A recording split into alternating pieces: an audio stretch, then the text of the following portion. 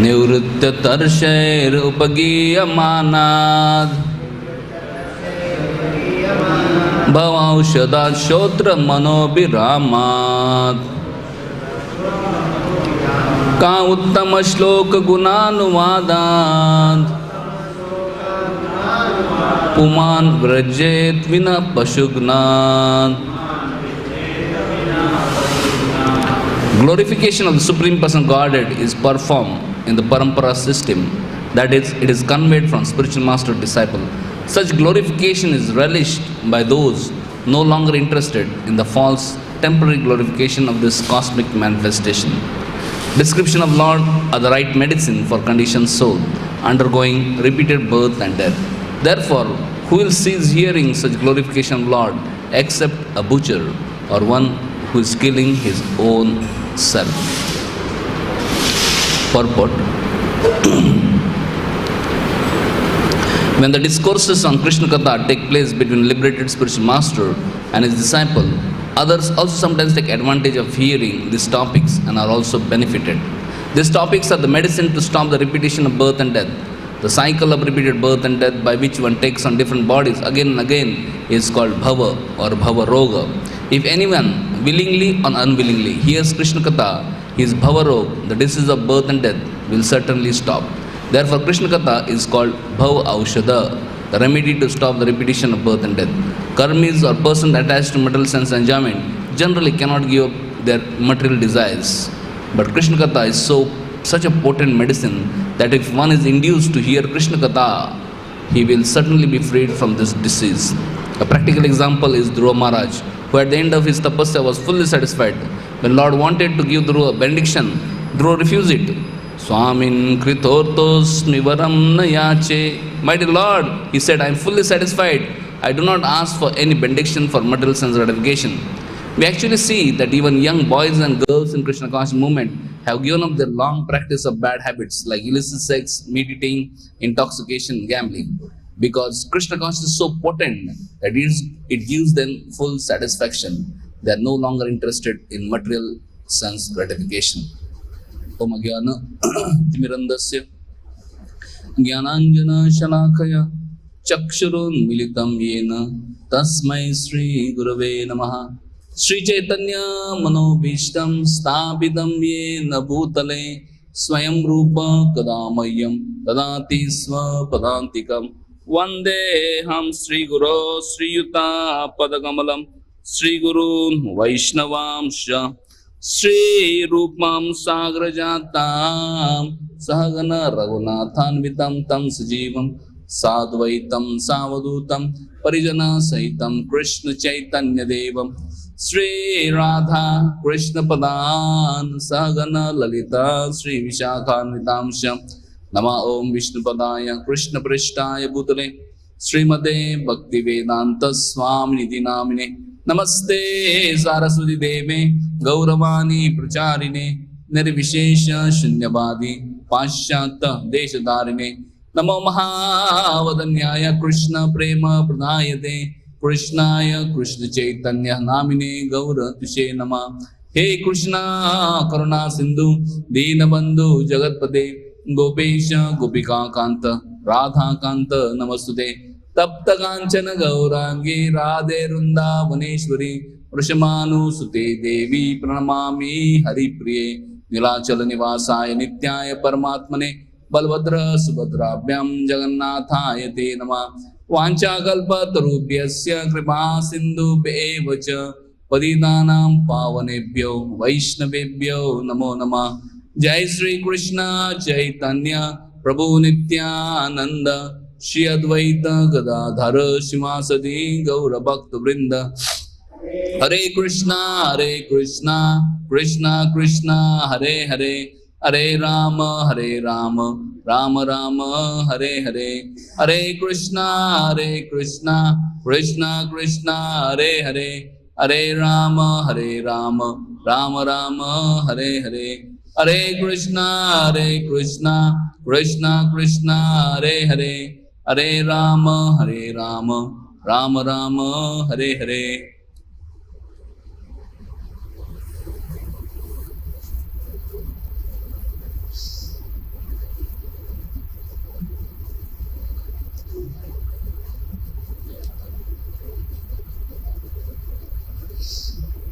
Hare Krishna.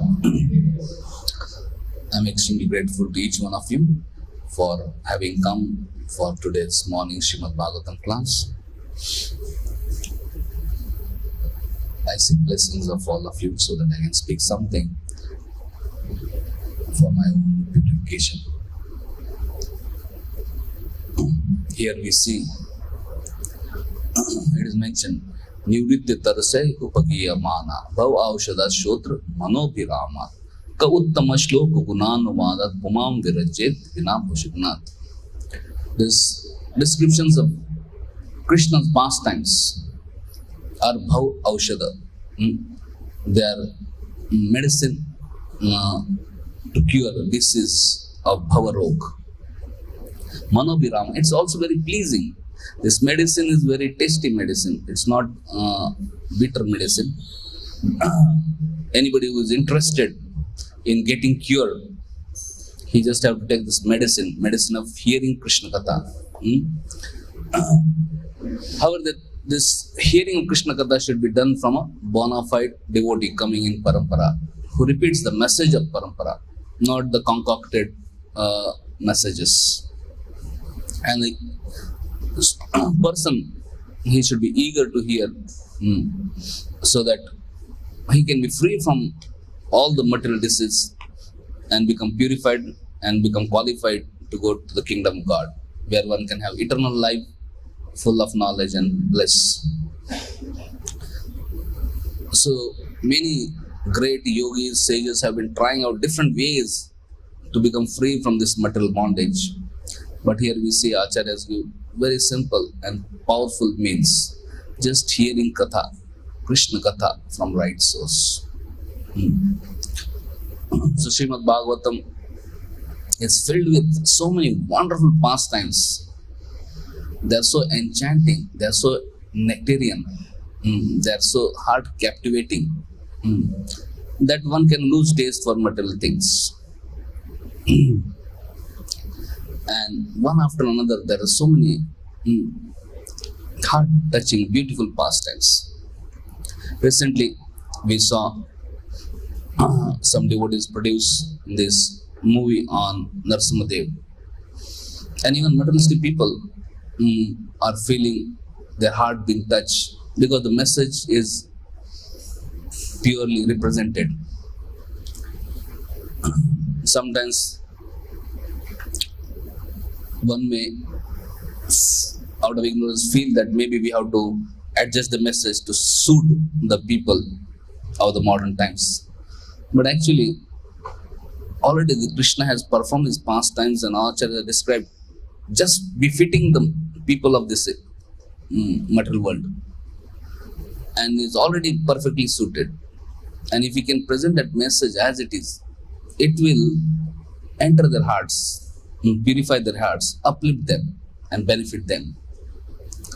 So the purpose of all the cultural activities, purpose of all the songs and movies and dance and music is actually to present Krishna Katha, and that way purify everybody, uplift everyone and make everyone happy, free from all the distresses of this material world.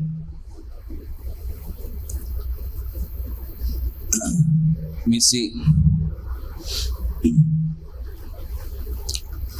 in modern times, generally in movies, Bollywood, Hollywood, they want to make money, and they know these two topics, violence or fight and romance. This very easily sell.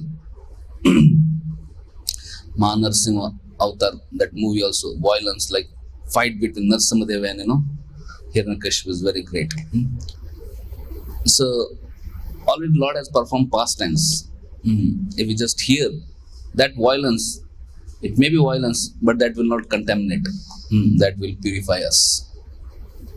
So similarly, in Srimad Bhagavatam, there are many stories which explains apparent romantic stories. But since they are spoken by great sage Sukadeva Goswami, who is freed from lust, if one hears those pastimes, that can purify our heart of lust and help to evoke love. Also, apparently violence. If we hear from Sukadeva Goswami's mouth coming down parampara, that will free us from material anger and also help us to develop love. So today I will describe briefly about one very famous pastime in Srimad Bhagavatam, where we can see this amazing story of romance and violence. Actually, we can make one movie out of it, no? And it's very captivating. Even from material point of view, materialistic people can be captivated. So Bhagavatam is really nice. Only we have to present it nicely, as it is, with proper message. So we see in Srimad Bhagavatam, Sukadeva Goswami is describing about descendants of Krishna and his family.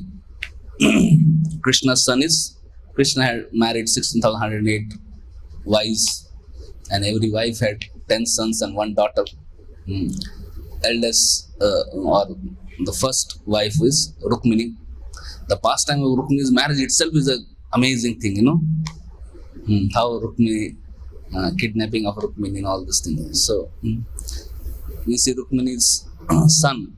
Who was he? Pradyumna. That is also amazing story. How Pradyumna was kidnapped and how he was taken by demon and how he married and all that. That is another very enchanting, amazing pastime. And then Pradyumna's son is Aniruddha, eldest son Aniruddha. And his marriage, there are two marriages of Aniruddha described in Srimad Bhagavatam. One is Aniruddha's marriage with granddaughter of Rukmi. It was an amazing marriage ceremony where Balram just smashed finally Rukmi, and that was the end of the thing.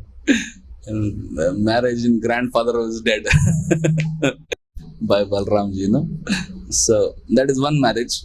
And then there is another marriage of another described where is fierce fight is there. One of the most amazing fights in the creation. Fight between Lord Krishna and Lord Shiva. So this marriage and all these things always end up with the violence also, actually. Love and romance and violence, go hand in hand. So if you are interested, Bollywood, Hollywood, this is the theme. So one can create a movie out of this marriage of Aniruddha with Usha, daughter of Banasur. We can see the history of everything is so amazing. If you see the history of Usha, who is Usha? Usha is daughter of Banasur. Who is Banasur? He is a leader of all Danavats. His father is great Bali Maharaj, who was conqueror of whole world, who had even defeated Indra. Who is Bali? His son of Virochan. And who is Virochan? His son of Prahlad. Who is Prahlad? Son of Hiranyakashipu. And who is Hiranyakashipu? Son of Kashyap and Diti. Who is Kashyap? Son of Marichi. And who is Marichi? Son of Brahma. And who is Brahma? Son of Garbhadaksha Vishnu.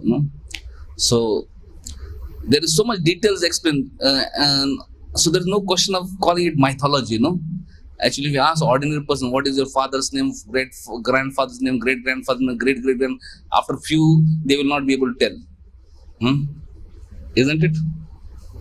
But here we see we can trace out so many generations, all details, and there's detail of everybody. Like there's great detail of Garbhadaksha Vishnu. There's great details about Brahmaji. There are great details about Marichi. There are great details about Kashyapa. It's not just one word mentioned. There are stories after stories after stories. Not only stories after stories, you can go around the world and you can find places in their names. So many places. Whatever incidents are mentioned in Bhagavatam or Purana, you can find places also. So you see, sir, there is so much detailed description, and there are historical places. How can we call it as mythology? Just because it is so mystical, it just so amazing stories are there, we can't call it just imaginary stories. These are real stories, itihas, history.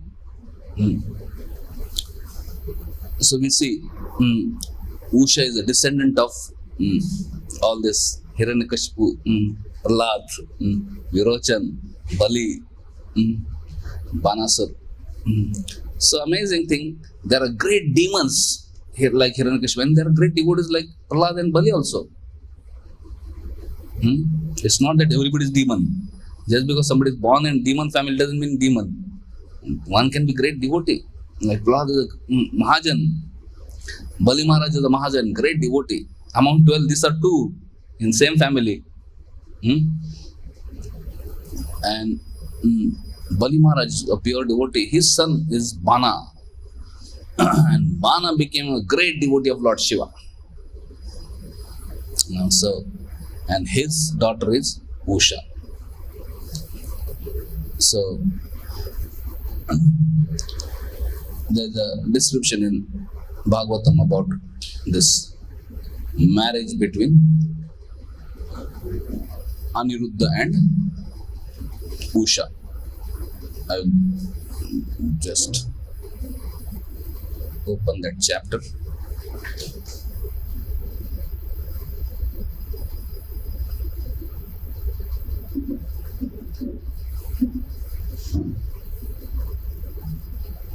Chapter number 62. So when we read the amazing description, one we feel it's worth the movie, which can sell like hot cake.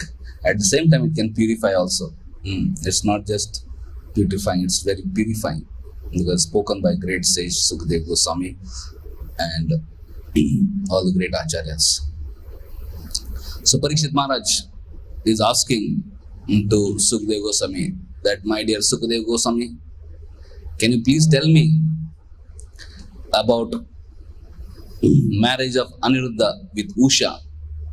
Because I heard that marriage led to great fearsome battle between Lord Hari and Lord Shankar, Shiva.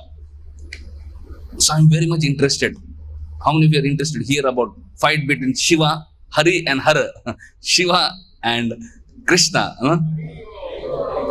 So when great people are there and great fight, people get excited, especially, So Parikshit Maharaj is saying, please explain everything about this incident. Because you are a most powerful mystic, my dear Sukadeva Goswami. You know everything in and out. So please explain me with details. Then Sukadeva Goswami starts explaining. This comes in 10th canto, 62nd chapter. He explained how Banasur was the eldest son of Bali Maharaj. Bali Maharaj had 100 sons. Can you imagine 100 sons? So this is normal in Vedic history, Dhritarashtra had 100 sons. Rishabdev had 100 sons. So many people. Now we cannot imagine 100 sons, People think if you have 10 sons, people think, about 10 sons, They think, how will I maintain 10 sons? Nowadays people, they get married, they want to have children. They think, how I will take care of children? If I have to have one son, one daughter, two sons, how many their school fees, college fees, this, that. They get so much anxiety, whole life they have to then struggle. But actually this is because of atheistic atmosphere. Children are not our children, God's gift. And God can maintain everybody. But foolishly, when we try to become ourselves maintainers, then so much anxiety comes. We should do our part our part is to serve Krishna and let Krishna do his part. Krishna's part is to maintain. We don't want to do our part, we want to do somebody else's part. We don't want to chant Hare Krishna, we don't want to surrender to Krishna, and we want to maintain everybody. Then it will be so much of stressful. But we do our part. Our part is surrender to Krishna, our part is to serve Krishna. Maintenance, Krishna will take care. We see when demons have hundreds of sons and they are taken care. And we see that even birds and beasts and animals have so many children. So anyway, here Bali Maharaj, a pure devotee, Mahajan, he has hundreds, and topmost is Banasur. In this world there is no assurance that demon will have demon son or devotee will have devotee son. Sometimes demons have devotee sons, sometimes devotees have demon sons. We can never know. So Banasur was eldest son of Bali Maharaj, and he became great devotee of Lord Shiva. His behavior was always very respectable, and he was generous, intelligent, truthful, and firm in his vow. The beautiful city of Sonitpur was under his dominion. Because Lord Shiva had favored him, the very demigods waited on Banasur like menial servants. Even Indra, Varun, Vayu, all these demigods also respected him. Because he had Vardhar, he had great favor of Lord Shiva. Sometimes we have connection and great favor of some big person, other people also respect, So because Banasur had developed very intimate relationship with Lord Shiva, everybody respected him. And especially one time, Banasur, when Lord Shiva was doing Tandav Nitya, Banasur with his 1,000 hands, he played his musical instrument in such a way that Lord Shiva was so pleased. If you want dance, there has to be proper music, isn't it? If there's no proper kirtan or musical accompaniment, sometimes there's no fun in proper dancing, But proper music is there, then one can dance very enthusiastically, joyfully. So Lord Shiva, because of this Banasur's playing of, musical instrument with 1,000 hands, Lord Shiva was so pleased. So just by playing musical instruments, we can please great personality. So our Kirtan team has great hope. So Lord Shiva was pleased and said, "My dear Bana, you have pleased me. So ask any benediction you want." So Bana said that, "My dear Lord Shiva, I want you to be a guardian of my city. You please protect me and my city always." Lord Shiva said, "Tathastu, no problem."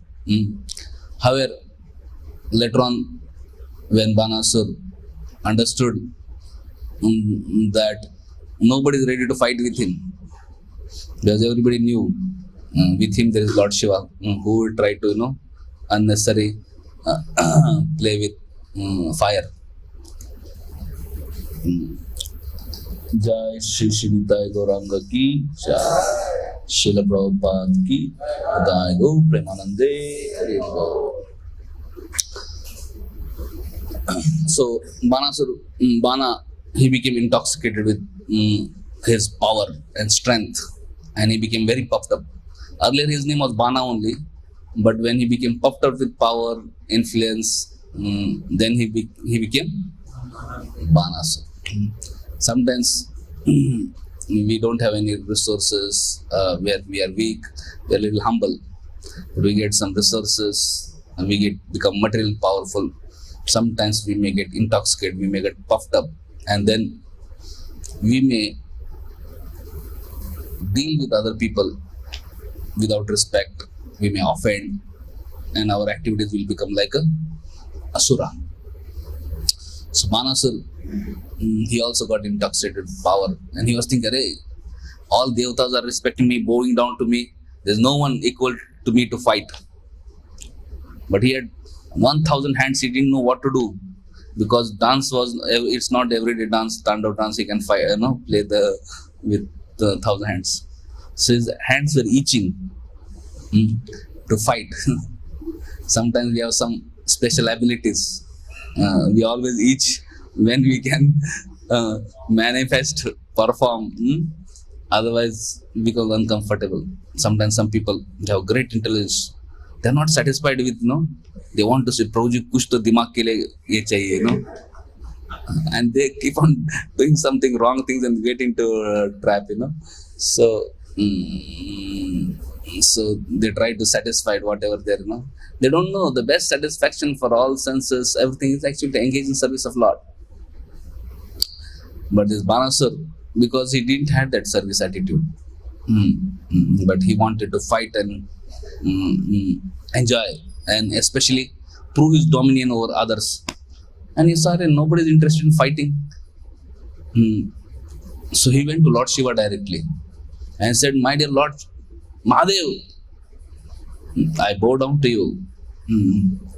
You are like desire tree that fulfills desires of everyone. So he said, I have desire. This 1,000 arms you have given me. Because there's no one worthy person to fight with me. They are just becoming like a heavy burden for me. I'm not finding great fun. This burden. They need some engagement. So no one is coming in front of me, eager to fight with the elephants who rule the direction. There are in 4 directions. There are very powerful elephant. So he went them to fight with them. They ran away out of fear. So he said, wherever I go, people are very afraid and nobody is ready to fight. So indirectly he said that maybe only person who is equal to me in fighting is you. Maybe I should fight and defeat you, and so that I will proclaim my superiority and superior dominion over everyone and everything in this world. So sometimes when we get power, strength, one forget the master also who has given it. And sometimes one may compete with master and maybe later on may want to outdo the master also, So Banasur had that in his heart of heart thing. Maybe only person who is equal to me in fighting is Shiva. Maybe I should fight him and defeat him, so that it will be proved and settled once for all that I am even greater than Shiva. When Shiva understood and heard this thing, he became angry. At same time, because he had served him and he had already blessed him that I will protect you and protect your city. He didn't want to fight and smash his pride himself. But he said, oh my dear Bana, you have become so puffed up. Wait and see. Your flag will be broken. And when you have, he said, you will soon meet some person who will smash your pride. And he'll cut you into your sides. So Banasur, when he heard it, he was so happy. Banasur did not realize that Lord Shiva is saying somebody will come and soon fight with you and defeat you, and your flag will be smashed to dirt. But Banasur did not understood. Even if Lord Shiva told him frankly, he was so puffed up. He thought, who in this world can actually defeat me? So Banasur is described here as Kudhi, having bad intelligence, and Kumati, foolish, because he completely misunderstood the actual situation. This demon was so arrogant that he was convinced no one could defeat him. He was delighted to hear that someone as powerful as Lord Shiva would come to fight with him, and satisfied his itching for battle. Even though Shiva had said that this person would break Bana's flag and destroy his prowess, the demon was too foolish to take this statement seriously and eagerly awaited the fight. So when person gets intoxicated, He becomes so foolish, he cannot understand. Even though Lord Shiva said that somebody is going to come and he will defeat you.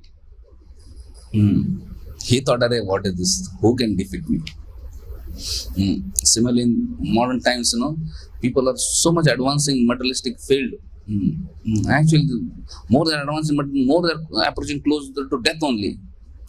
More they are becoming more miserable and they are approaching death.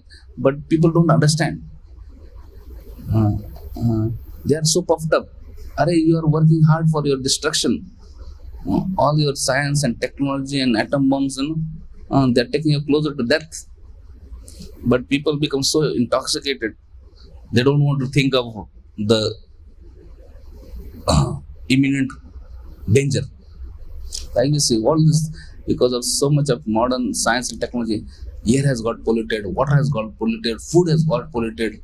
Every other day or every day we hear this person got cancer, this person got this is that, and this is what all the science and technology is taking us closer to death. But still, being intoxicated with science and technology, we can't understand it. We think, okay, who's going to do anything for me? I'm so powerful. I have such great resources. I'm so intelligent. I have so much money. I have so much science. I have so much technology. Who can do what? So this is the demonic influence. So Banasur, though he is a great devotee of Lord Shiva, he is called Asur. Why? Because he doesn't have that humility. He doesn't have that service attitude.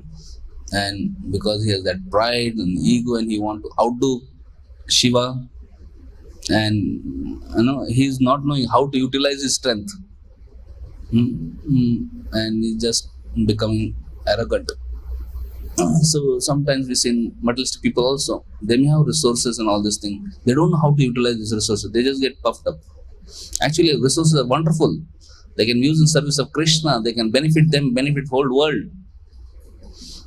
But if you don't see that connection with Krishna, and if we just are in mood of showing our,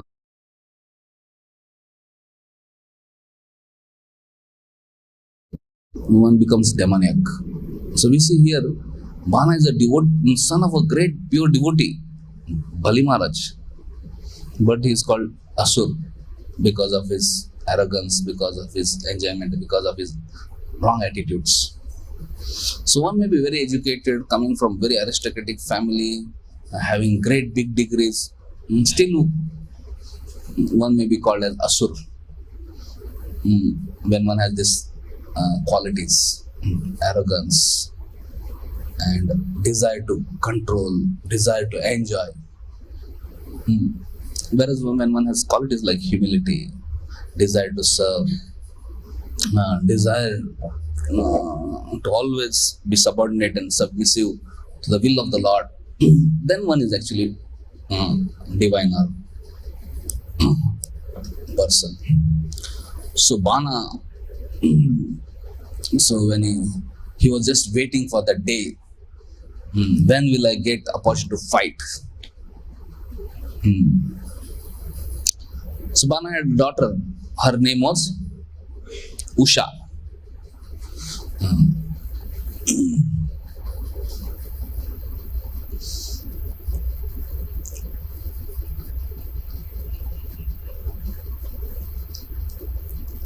And one time, because Lord Shiva, Parvati, and they were because Banasur was a quite very close asset, so Banasur had quite access to many places, and then family relations, So Usha one time saw how Lord Shiva and Parvati were enjoying playing together, and Usha developed desire. Oh man, I will also get opportunity to enjoy like Parvati, So Parvati, knowing her desire in heart, she said, "Oh, princess, don't worry. Soon in future, you'll meet a person whom you'll get married to, and you'll be able to enjoy with him." And she said that the man who approaches you in your dream on the 12th lunar day of bright fortnight of the month of Vaishak will become your husband. So then after some months, one night when she was sleeping, she had a dream and dream she saw one beautiful person, and she was so captivated by that person. Uh, and she was very happy. And then it is said that couple of nights she had that dream, and she was so enchanted with that dream. And one night she did not have that dream, and when she didn't dream and she woke up, she was so disturbed, and she started calling out, "Oh, where is that beloved person whom I saw in dream? Oh, how I can meet him." So she was so disturbed, and in night only, in practically half sleeping, she cried out. So her girlfriends who were there, they woke up and they said, "What's the matter?" And she was like calling or crying. And then she became embarrassed. Arey, what happened? And then all her girlfriends tried to pacify her. Especially she had one special girlfriend. Her name was Chitralekha. She was the daughter of one of the ministers of Banasur. The minister name was Kubhanda. Kubhanda's daughter was Chitralekha. Her name was Chitralekha because she was so expert in the art of drawing and painting. And she had many mystical powers. In amazing Vedic times, actually, names and characteristics of a person many times matches.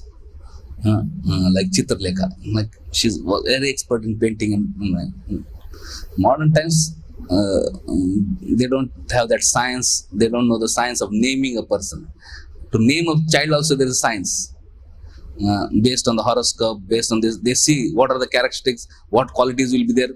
Accordingly, people give the names. Seeing the characteristic qualities and all this. Not just whatever comes to their mind or whatever they like. It's based on, no? So this, her girlfriend had named Chitralekha. So she tried to pacify Usha, and then Usha explained her everything. And then Chitralekha thought that, oh, I have to do something to please my friend.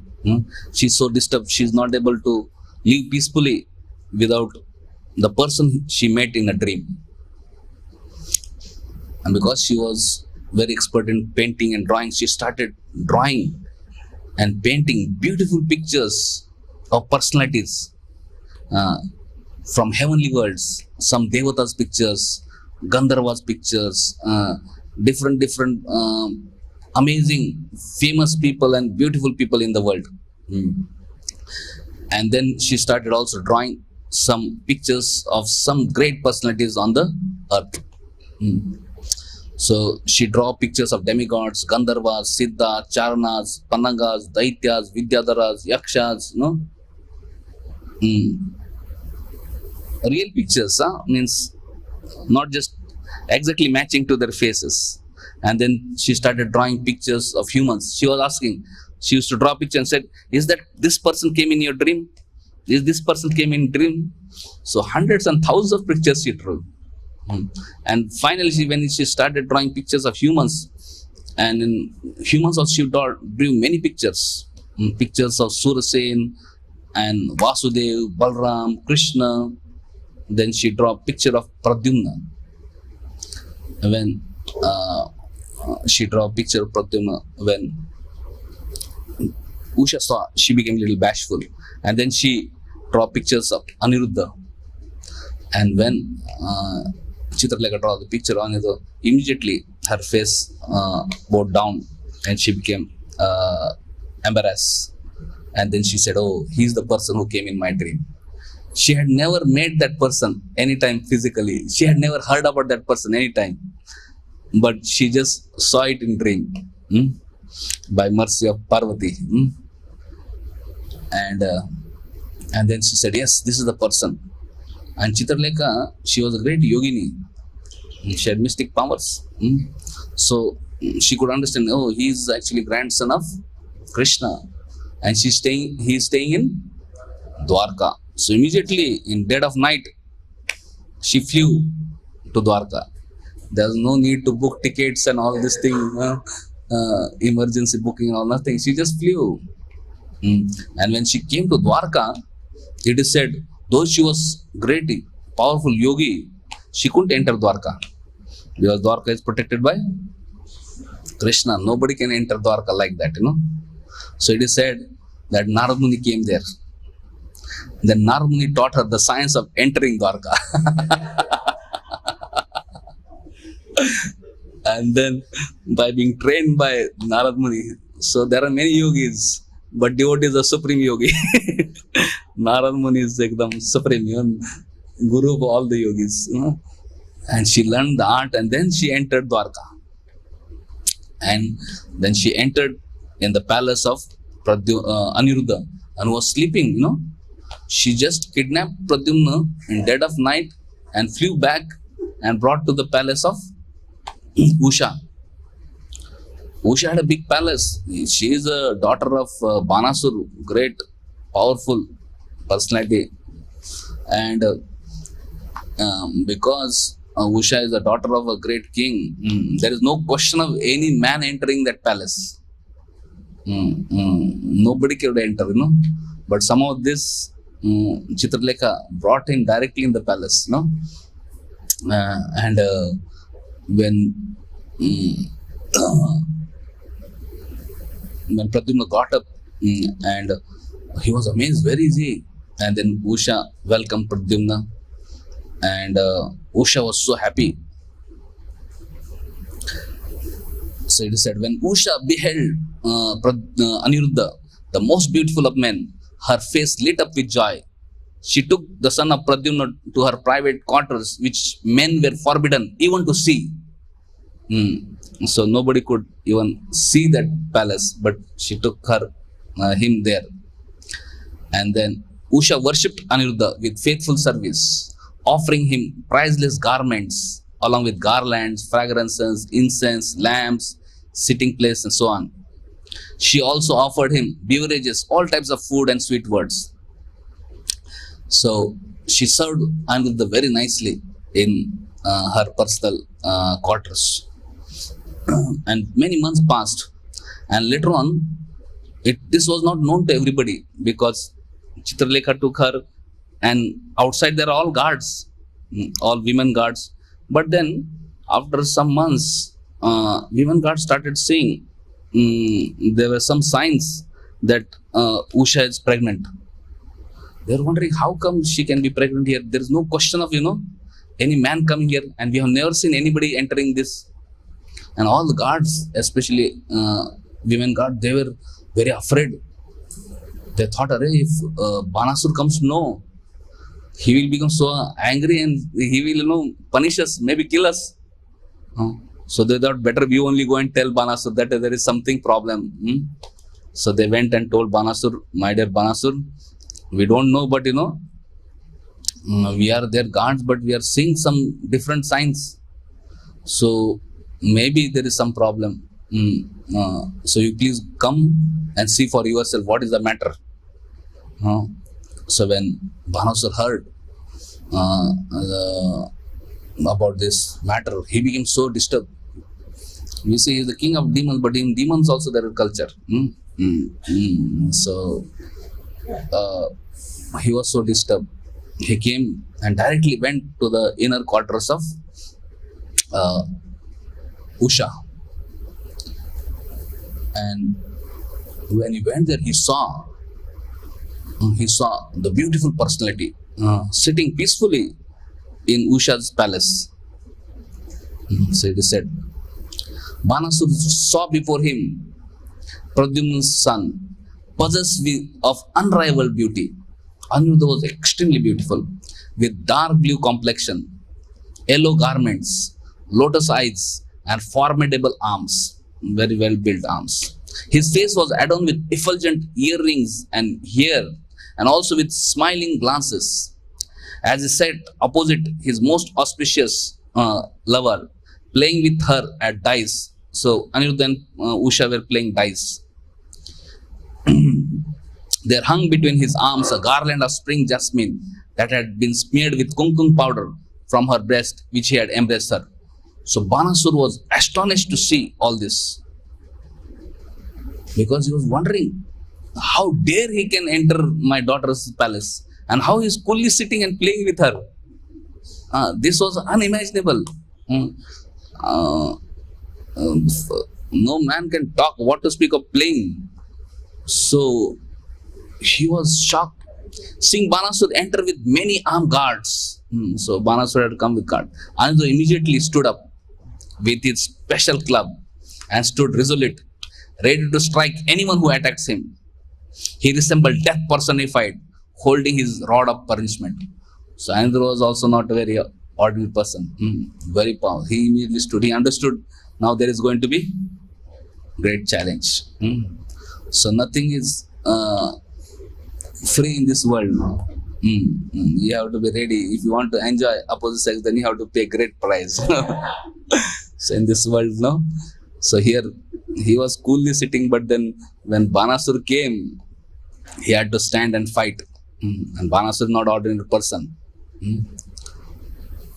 So when Banasur was so angry, actually Banasur was very attracted.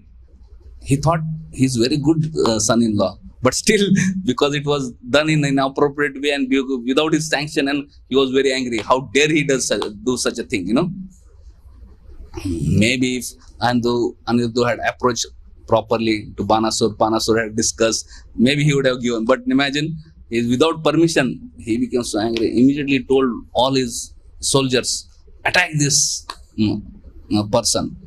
And then all his soldiers together attacked this Aniruddha. As soldiers converged on him from all sides, trying to capture Aniruddha. Aniruddha struck them just as a leader of pack of boars strike back at dogs. Hit by his blows, the guards fled the palace, running for their lives, with shattered heads, thighs, and arms. And was so powerful. All the army people, whoever came, he just defeated, and everybody ran for their lives. And so many died also. So then, when Banasur saw too much he is doing this thing, then Banasur took the matter in his own hands. And it is said that he used a special mystic power, Nagapash, to capture Aniruddha. Acharya explained actually Aniruddha could not have been captured and could not be defeated, but still, by the arrangement of Lord's Leela Shakti, he got captured, it is said.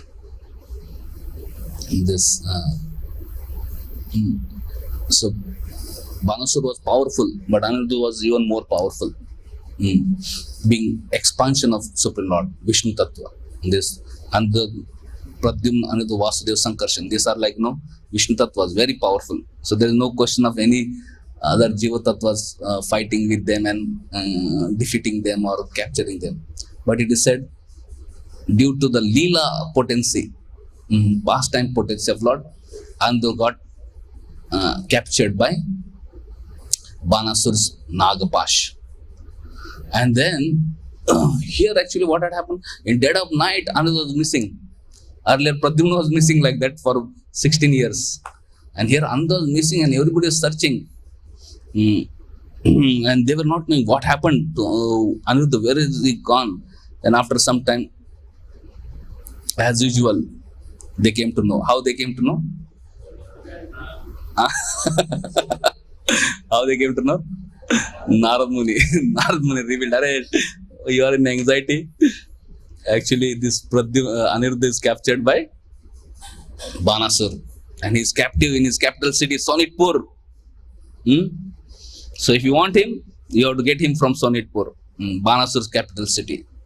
And when Yadus came to know about it, they became very angry. He said, how dare they catch our son, And then they had a meeting and then everybody marched together to Sonitpur. With Lord Balram and Lord Krishna in the lead, the chiefs of Satvata clan, Pradyumna, Satyaki, Gada, Samba, Sharan, Nanda, Upananda, Bhadra and others, converged with an army of 12 divisions and laid siege to Banasur's capital, Sonitpur, completely surrounding the city on all sides. Banasur became filled with anger upon seeing them destroy his city's suburban gardens, ramparts, watchtowers and gateways. And thus he went out to confront them with an army of equal size. So Krishna, Balram and all Yadu army has come And then Banasur came out with his entire army. Lord Shiva, accompanied by his son Kartikeya, and the Pramatas came riding on Nandi, his bull carrier, to fight Balram and Krishna on Bana's behalf. So, Vishwanath Chakravarti Thakur explains that actually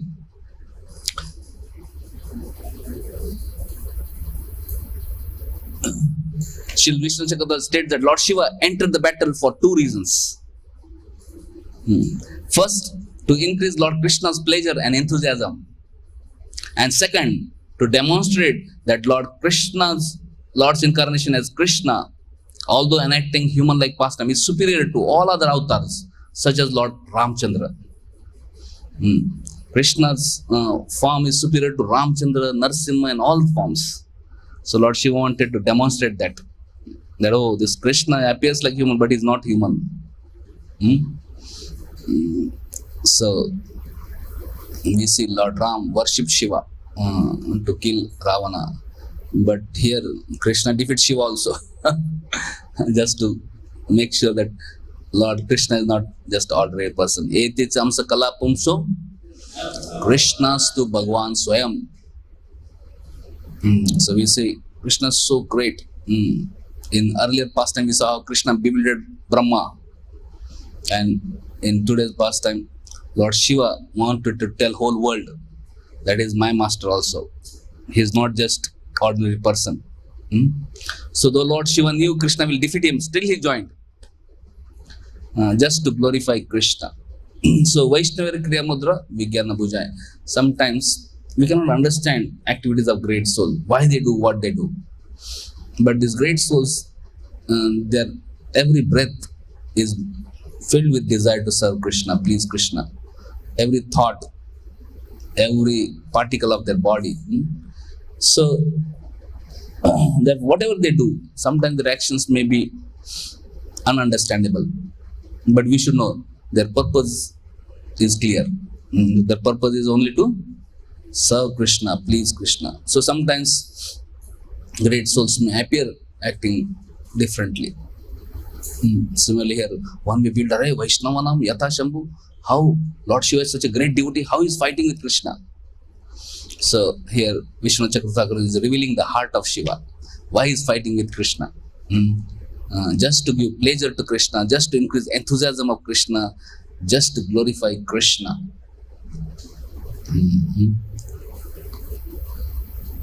So Acharya cite the phrase Brahma Rudradin Mohanam from Bhakti Samsiddhu. Of course, Yogamaya job is to make fine arrangement for Lord Krishna's pastimes, and thus Shiva became enthusiastic to battle the Supreme Lord Krishna.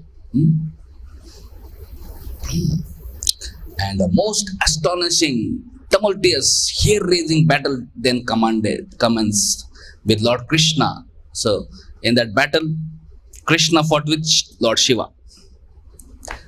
Pradyumna, son of Krishna, fought with Kartikeya, son of Shiva. Lord Balram fought with Kubhanda and Kupakarna, commander-in-chiefs of Banasur. And Samba fought with Bana's son. Samba is Krishna's son. He fought with Bana's son. And Satyaki, he is commander-in-chief of Yadu's army. He fought with Bana. Can you imagine the fight?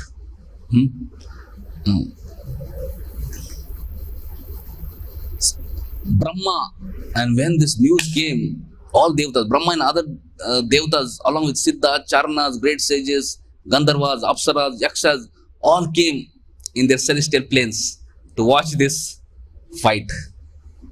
Who would like to miss this fight? With sharp pointed arrows discharged from his bow Saranga, Lord Krishna drove away the various followers of Lord Shiva. Who are followers of Lord Shiva? When Shiva comes for fighting, all his followers come. Who are his followers? Bhutas, Pramatas, Guyakas, Dakinis, Yatudhanas, Vetalas, Vinayakas, Pretas, Matas, Pishachas, Kushpandas, Brahma Rakshasas. Sometimes we think all are one only, Bhoot, Pet, Pishach, we think they are one. But no, there is categorization, Everybody has different, this thing. So these are all followers of Lord Shiva. Can you imagine? One of them attacks us, we'll get bewildered, and millions of them, fighting with them. Who can face all these Betalas and Dakinis and Vinayakas and Pretas and Bhutas, Brahma Rakshas. One Brahma Rakshas is so powerful, Millions of them. They are attacking along with Shiva. They are attacking Krishna. Lord Shiva, wielder of the trident, shot various weapons at Lord Krishna.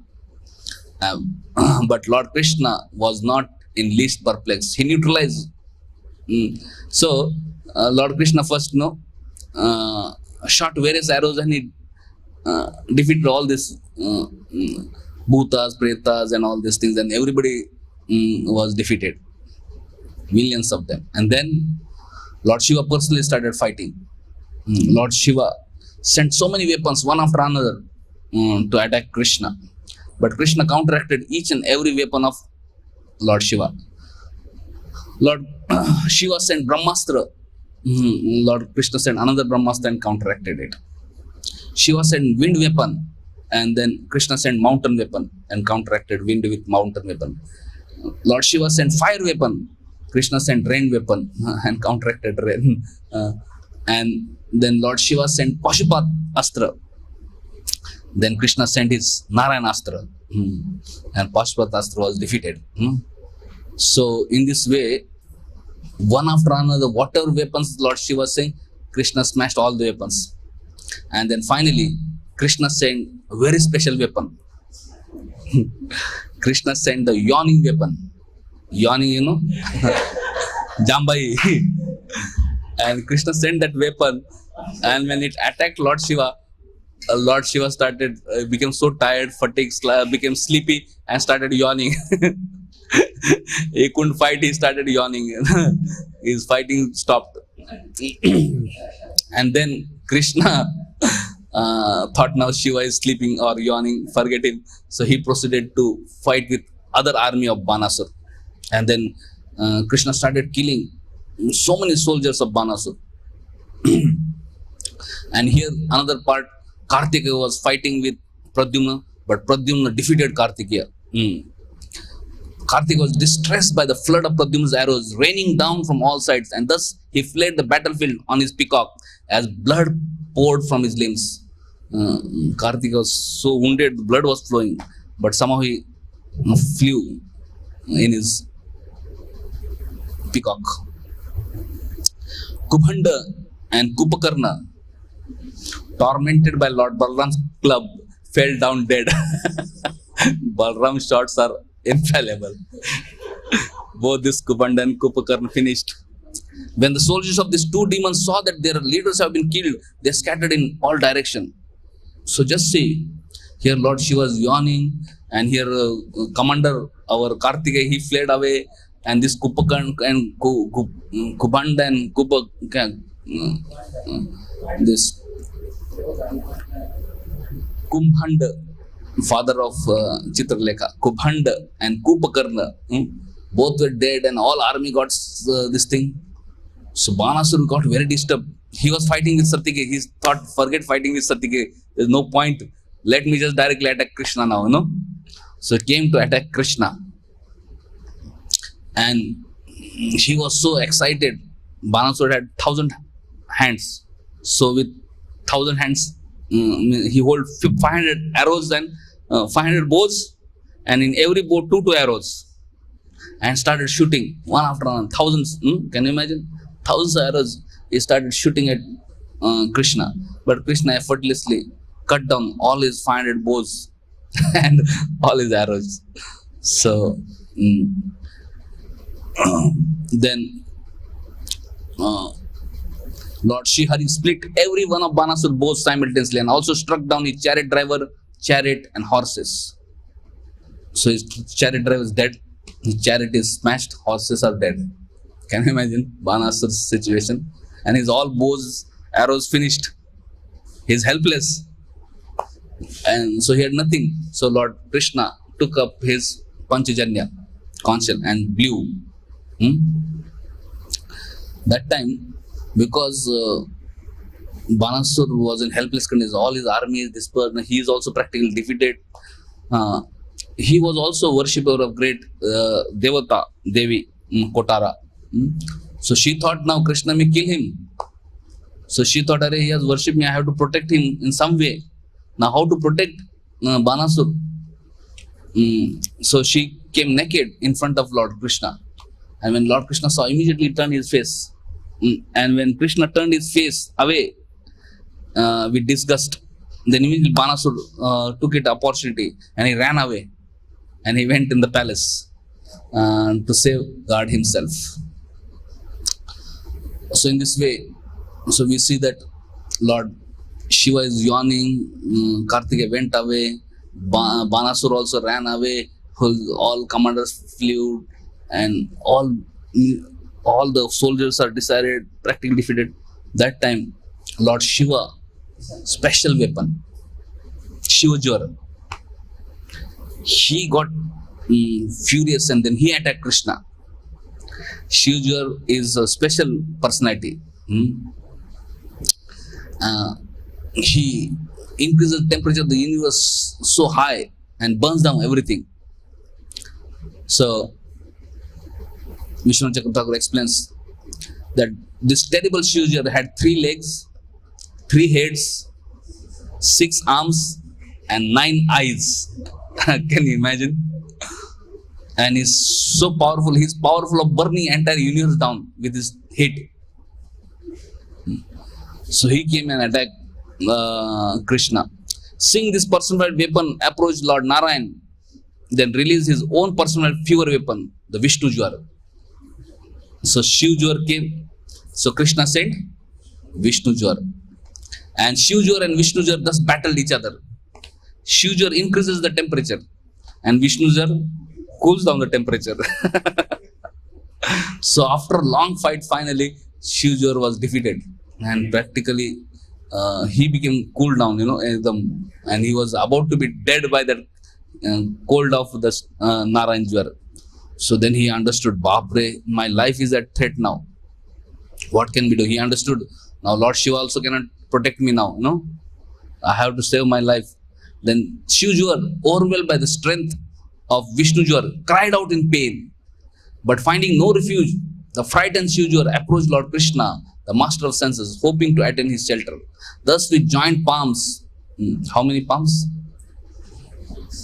6 arms, 12. Thus with joined palms, he began to praise Lord Krishna. So he did not go to Lord Shiva. He understood Lord Shiva is now in no position. He himself is not in position to save me. If I have to save, I have to surrender to Krishna. And Shiva Jwara started offering beautiful prayers. He said, my dear Krishna, I bow down to you. You are a person of unlimited potencies. You are Supreme Lord, the super soul of all beings. You possess pure and complete consciousness and are cause of creation, maintenance and dissolution.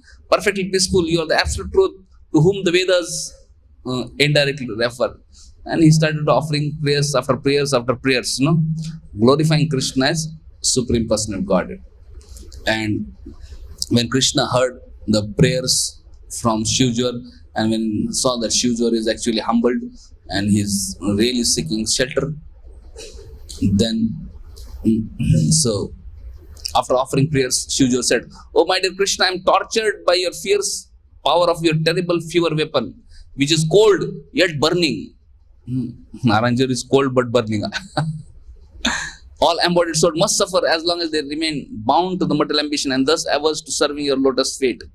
So please save me. When Shiva Jwara begged for protection, then Krishna said, oh three-headed one, I am pleased with you. May your fear of my fever weapon, Narayan Jwara, be dispelled. And may whoever remembers our conversation here have no reason to fear you. So it is said, anybody hears this pastime, he will not have to face the Shiva Jwara, which comes at a time of death, increases the fever and one dies. Thus addressed, the Shiva Jwara bowed down to the infallible Lord Krishna and went away. But Banasur then appeared. riding forth on his chariot to fight Lord Krishna. So Banasura had gone in the palace. Again he came prepared. And then carrying numerous weapons in his 1,000 hands. We'll just end in 5 minutes. Carrying numerous weapons in his 1,000 hands. O king Parikshit, the terribly infuriated demon Banasur shot many arrows at Lord Krishna, the carrier of disc weapon, Chakradhari. As Bana continued hurling weapons at him, the Supreme Lord began using his razor sharp chakra to cut off Bana's arms as if they were tree branches. Lord Shiva felt compassion for his devotee Banasur, whose arms were being cut off, and thus he approached Lord Krishna and spoke to him as follows. So when Lord Shiva saw, what is happening? Banasur trying to fight, but he's no match, and Krishna is now started his cutting one after another all his arms. No, it seems that now he's going to die. So Lord Shiva came and fell flat at Krishna's lotus feet and started praying to Lord Krishna. He said, "My dear Krishna," he started glorifying. "Oh, my dear Krishna, you alone are the absolute truth, the supreme light, the mystery hidden within the verbal manifestation of absolute truth. Those whose hearts are spotless can see you, for you are uncontaminated like the sky." And he started glorifying about Krishna's potencies, Krishna's supremacy, and Krishna's kindness, and Krishna's compassion.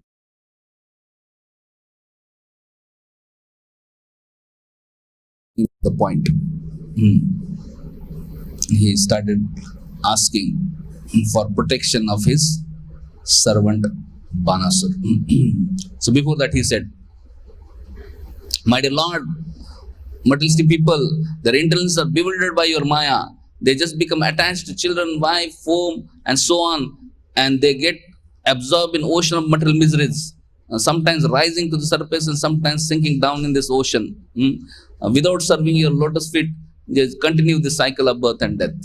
One who has attained this human form of life as a gift from you, yet who fail to control their mind and senses, and they fail to honor your feet, is surely pitied,